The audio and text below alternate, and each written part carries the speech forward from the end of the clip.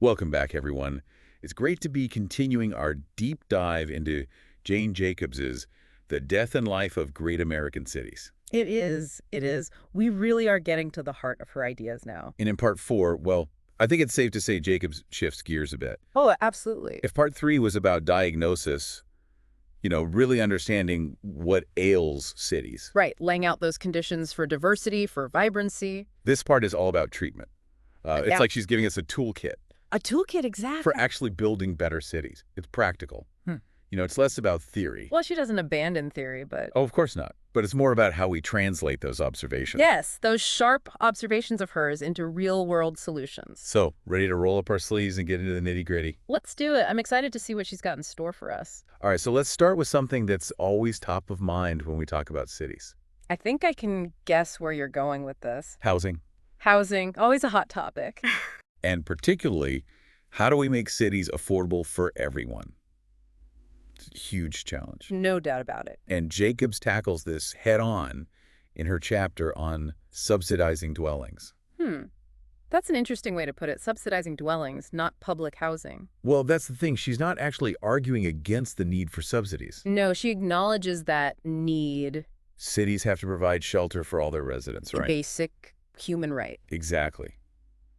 But it's the traditional approach that she takes issue with. Ah, you mean those isolated housing projects? Yeah, those massive developments that so often, They often end up exacerbating the problems they were meant to solve. it's that concentration of poverty, that lack of connection to the surrounding community. It's those border vacuums, as she so aptly calls them. Right, and this is where it gets really interesting because she's challenging the very concept Wait, go on. of public housing as it was conceived in the mid-20th century.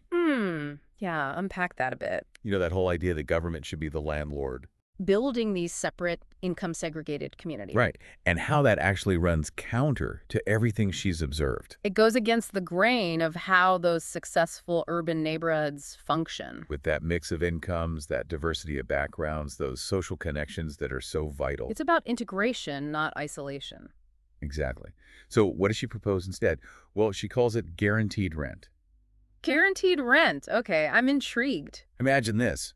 Instead of uprooting people, moving them into these isolated projects, We weave subsidized housing into the existing urban fabric. yeah, it's much more, organic. It's about working with the grain of the city, not against it. And that's the essence of her guaranteed rent proposal. So how would that actually work? Walk me through it. All right, so picture this. The city guarantees a minimum rent. To who? To developers. Well, to private landlords, actually. To anyone who builds... Or renovates housing in certain designated areas. Right, so you're encouraging investment in those neighborhoods that need it most. Interesting. So it's market-based, but with a safety net. And here's the key. Those landlords, they select their tenants. Oh, so it's not some faceless bureaucracy making those decisions. No, it's happening at the local level, within those communities. So it's more responsive to local needs and preferences, And ideally, it would lead to a mix of incomes within those buildings. fostering that community stability Jacobs always talks about, Right. It's about preventing those concentrations of poverty. and avoiding the stigma that's often associated with public housing. Now, the city still plays a role, of course. Right, I was wondering about that. How does the subsidy work Well, the city basically subsidizes the difference. between the market rent and what those tenants can afford? And this subsidy, it's adjusted annually based on income. So as a resident, your rent would fluctuate with your earnings. It's about recognizing that people's lives, they're not static. People grow, their circumstances change, their incomes go up and down. And our housing policy should reflect that reality, right? So it's a system that encourages upward mobility, but But doesn't penalize people for success. and avoids the pitfalls of creating those poverty traps. Right, you're not kicking people out once they reach a certain income level. You're allowing them to stay in their community, to put down roots. To build equity, to become invested in their neighborhood. This is a pretty radical departure from those traditional public housing models. It really is. And it goes hand in hand with her critique of those policies. You mean those policies that evict tenants? Yeah, once they're no longer poor enough to Well, qualify. it's counterproductive, really. It creates instability, undermines any efforts to truly revitalize those struggling neighborhoods. So instead of evicting people, she's saying, Let those rents gradually increase with income allowing people to stay put, to benefit from their hard work. and to contribute to the overall well-being of their community. I like it. It's a much more humane and sensible approach. Now, Jacobs doesn't stop there. She takes on another behemoth of urban planning. Ooh, let me guess cars. You got it. In a chapter aptly titled, Taming the Automobile. She doesn't pull any punches, does she? Not at all. Yeah. She's pretty blunt about the damage cars have inflicted on cities. I mean, who hasn't experienced that frustration?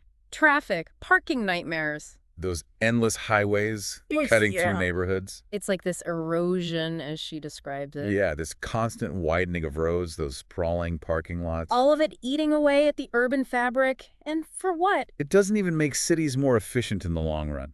It just encourages more driving, more sprawl, more congestion. It's a vicious cycle. But here's the thing. She reminds us... Wait, let me guess. She's not anti-car. Not exactly. She's more nuanced than that. I figured as much. She's all about those subtle distinctions. Right, she says the car itself isn't inherently bad. It's our approach to accommodating it that's gone wrong. It's how we've let cars dominate the landscape at the expense of... At the expense of people, of those vibrant public spaces that make cities so great. So what does she propose instead? Well, she calls it the attrition of automobiles. Attrition. It sounds almost military. Well, in a way it is. It's about strategically reducing car use. Through clever design, through traffic management techniques. Exactly. Think narrowing streets to favor pedestrians and public transit. Giving priority to buses and trucks on certain routes. To improve efficiency? To make those modes more appealing? I've seen that in some cities, those dedicated bus lanes. It can make a real difference. And yes, she even suggests... What? Making driving in some areas deliberately inconvenient. Well, yeah. To encourage people to walk, to bike, to take transit. It's about giving people real choices, not just forcing them into their cars. Exactly. And this isn't just some theoretical concept. No, she gives real-world examples. She highlights the case study of Fort Worth, Texas. Oh, yeah. What did they do there? They revitalized their downtown area with a focus on pedestrian friendliness. Sounds lovely, but didn't they have to deal with all the traffic? Well, they did it in conjunction with a major investment in public transit. Ah, so they reduced the need for cars in that area. It shows that a holistic approach, one that balances different modes of transportation, Can actually lead to a more vibrant, more livable city center. it's a great example of thinking outside the box, or maybe we should say outside the car. I like the outside the car. Yeah, So we've talked about housing, about transportation. but what about the look and feel of cities? Those aesthetics. Yes, the visual order. Jacobs delves into that as well. She challenges that age-old planning obsession. You mean with creating visually beautiful cities? Yeah, often through those grand, imposed schemes. Those top-down plans that try to dictate every detail. What's interesting is how she reframes our understanding of beauty in cities. She's not talking about some idealized aesthetic. It's more about the functional order of the city. The way all those different elements work together, the complexity, the diversity. She's asking us to look beyond those superficial elements. To see the beauty in the everyday, the beauty of a city that truly functions for its residents. But she doesn't just leave us with abstract concepts. No, she offers specific design tactics. For example, she suggests breaking up those long, monotonous streets. Oh, you mean those streets that just go on forever with no visual interest? Exactly. She wants to introduce what she calls interruptions. Interruptions? Like what? Well, it could be buildings, plazas, even changes in street width. To create a sense of enclosure. To break up that monotony. To highlight those areas of activity that make cities so dynamic. It's about adding visual interest, but also... It's about improving the pedestrian experience, making streets more inviting. And she also talks about landmarks, right? Yes. Those buildings are spaces with distinct functions. Those anchors, those orientation points that help us navigate the city. But here's the key. She stresses that these landmarks, They should be functionally unique within their context. they shouldn't just be plunked down with no regard for their surroundings. It's about revealing and enhancing the order that's already there. Not imposing some artificial vision of what it should look like. She's all about working with the grain of the city, isn't she? Absolutely. Now, are you ready to tackle something a bit more... A bit more controversial, perhaps. Maybe. Let's talk about what Jacobs calls salvaging projects.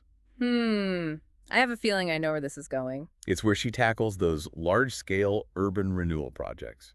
That often haven't lived up to their promises, to put it mildly. Yeah, especially those housing projects we talked about earlier. Right, those border vacuums that were supposed to be the solution. But instead, they often created more problems than they solved. So, what does Jacobs propose? Bulldoze them all and start over? Not quite. She believes they can be salvaged. Salvaged. Really? She's surprisingly optimistic, isn't she? That's one way to put it. So how does she propose we salvage them? Well, she outlines a series of strategies, and this is where it gets. Where it gets really interesting, especially for those of us in the field. So first, she suggests introducing new streets and mixed-use buildings. Wait, within those existing project grounds? Exactly. Breaking up those superblocks, creating a more fine-grained urban fabric. So connecting them to the surrounding streets and neighborhoods. It's like taking a scalpel to those massive projects. And carefully grafting in new connections to the surrounding tissue. That's a great analogy. So it's not just about improving the buildings themselves. It's about creating a whole ecosystem of activities and amenities. To support a more vibrant, more mixed income community. And this is where she really pushes back against those traditional zoning ideas. You mean those ideas that try to separate everything into neat little boxes? Exactly. She suggests that some of those ground floor spaces, Could be used for light industry, for small-scale manufacturing. bringing those productive uses back into the heart of residential neighborhoods. It's about recognizing that cities have always been messy, mixed-use environments. And that trying to impose too much order can stifle their vitality. It's about bringing back that vibrancy, that sense of interconnectedness. Now, of course, she acknowledges that physical changes alone aren't enough. Of course not. You have to address the social and economic factors as well. And she's especially critical of those rigid income limits. That often trap people in poverty and create a culture of dependency. She advocates for a more flexible system, one that Allows residents to stay as their incomes rise. fostering upward mobility, preventing that constant churn of residents, It's about creating pathways out of poverty, not dead ends.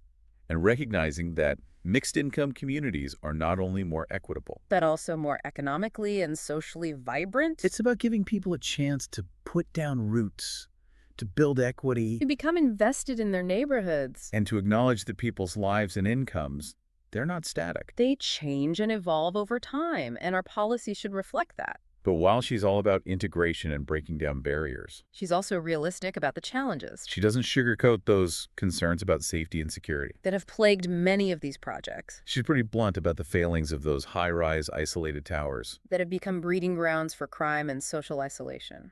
So what does she suggest? Well, she offers some practical solutions, Like improving corridor design, providing better lighting. even having elevator attendants to create a more watchful, secure environment.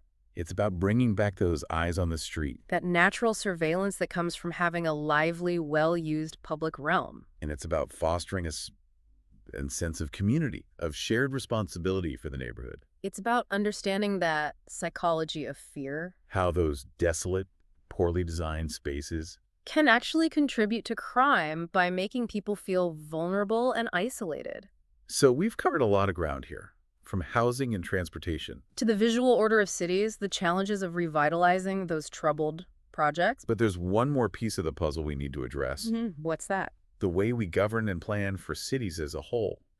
Now we're getting to the really big picture stuff. And this is where Jacobs gets really radical, I think. Oh, do tell. She challenges that whole traditional model of centralized city government. With its vertical, often siloed structure. And this brings us to one of the most thought-provoking chapters in this part of the book. Governing and planning districts. It's a mouthful, but it's a concept that really gets to the heart. Of how we manage our cities, of who has the power to make those decisions. And what that means for the well-being of our communities. So buckle up, folks, because we're about to delve into... A whole new way of thinking about how cities should function. I'm ready. Let's dive in. Let's do it.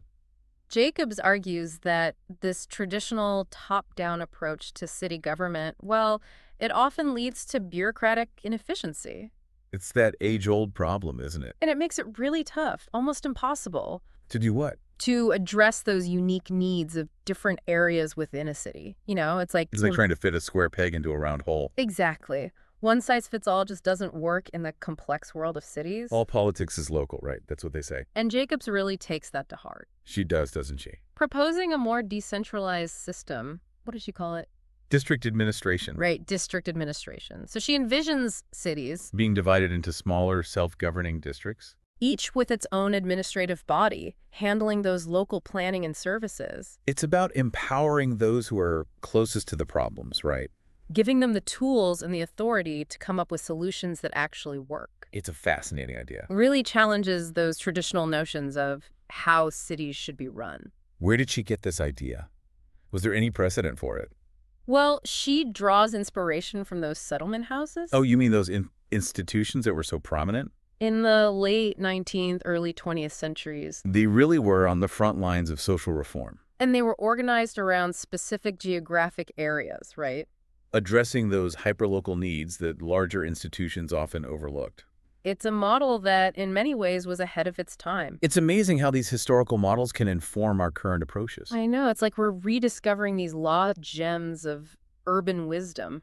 But I'm sure some people listening might be thinking, Thinking what? wouldn't this just create a bunch of little fiefdoms within the city? Ah, the fragmentation argument. Wouldn't we lose that sense of unity, that cohesion? It's a valid concern, for sure. But Jacobs, she addresses it head on. How so? She emphasizes that this system isn't about eliminating those citywide services. Or creating isolated enclaves, right? Exactly. It's about finding that balance. That sweet spot between centralized authority and local autonomy. It's about recognizing those two sides of the coin, right? Cities are both interconnected wholes.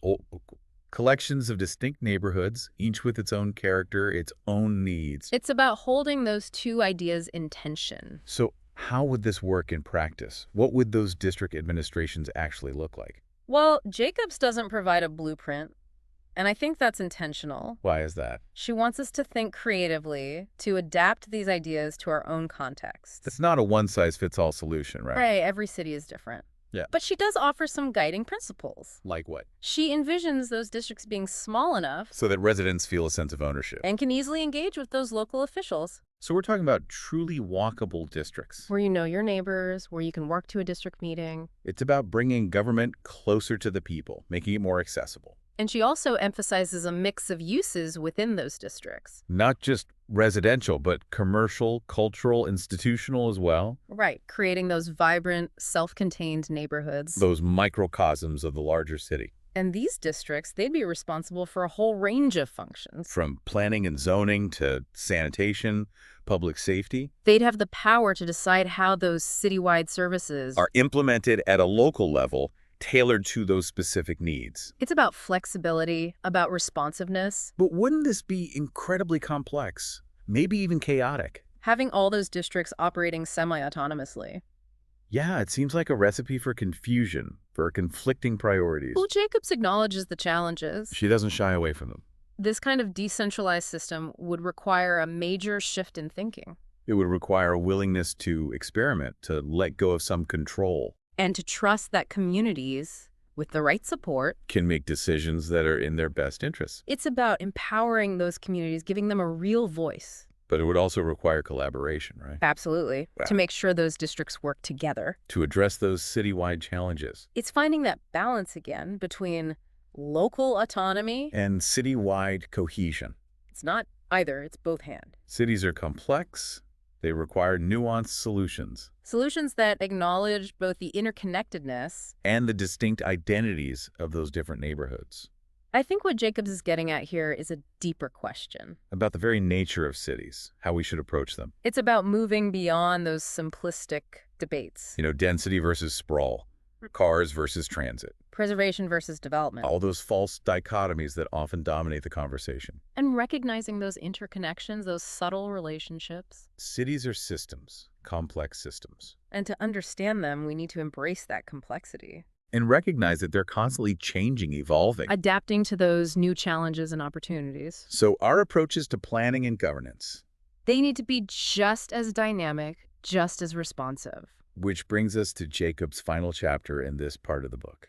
The kind of problem a city is. It's where she really brings everything together. Challenging us to rethink how we frame those urban problems. What do you mean? She introduces this concept of wicked problems. Wicked problems. I like that. It sounds intriguing. It's a term coined by design theorists. To describe those problems that are really difficult, if not impossible to solve. because of incomplete, contradictory, and ever-changing requirements. Oh, so those really messy, intractable problems. Like climate change, social inequality, technological disruption. The kind of problems that don't have easy answers, no silver bullets. And cities, Jacobs argues, they're the ultimate wicked problems. They're messy, unpredictable, constantly in flux. Resistant to those neat, linear solutions. That traditional planning methods often favor. So, if cities are these inherently complex, ever-changing, wicked problems, How do we even begin to address them? Does Jacobs offer any solutions? well, she doesn't give us a step-by-step guide, a formula to follow. And I think that's part of her point. It's about letting go of that illusion of control, Recognizing that we can't predict and manage every aspect of urban life. embracing uncertainty, seeing cities as these dynamic systems. That are constantly adapting, responding to new pressures. So it's about moving away from that top-down master planning mentality, And embracing a more iterative, adaptive approach. experimenting, learning from those mistakes, constantly adjusting course. Recognizing that failure isn't the opposite of success, it's part of the process. It's about understanding that cities are not machines. That can be engineered to perfection. They're living organisms that thrive on complexity, on diversity. And our approaches to planning and governance, they need to reflect that. So it's not about finding that perfect solution, but about Creating the conditions for cities to thrive, to adapt, to evolve. in a way that benefits all their residents.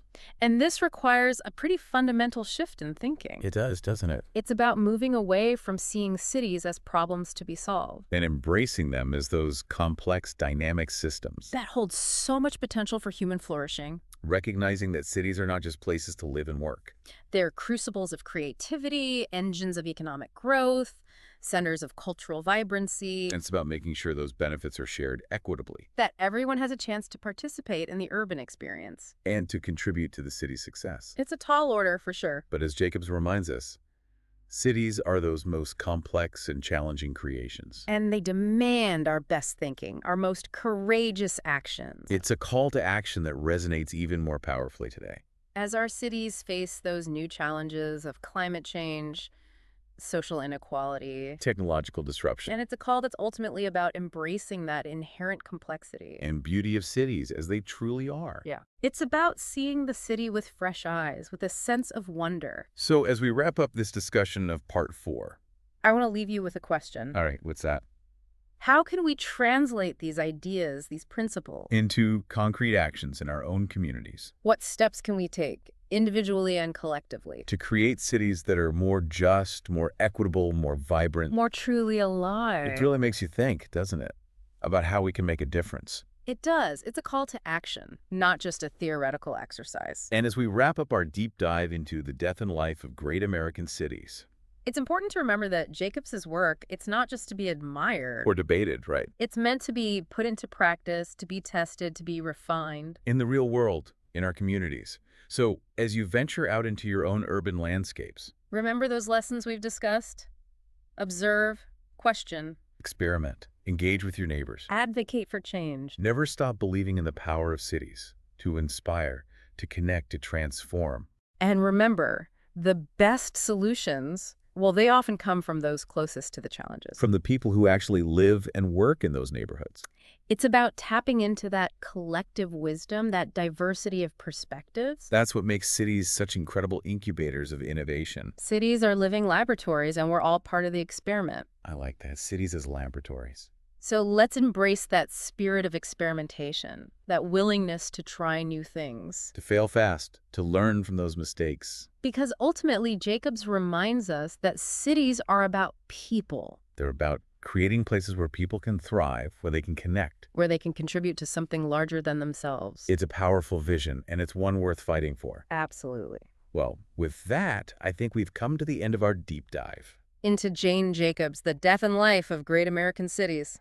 We've covered a lot of ground, explored some really challenging ideas, But we hope you've enjoyed the journey, and that it sparked some new thoughts, some new insights. that you can take with you into your own work, into your own communities. Until next time, keep those urban fires burning. Keep exploring, keep questioning, keep building those better cities.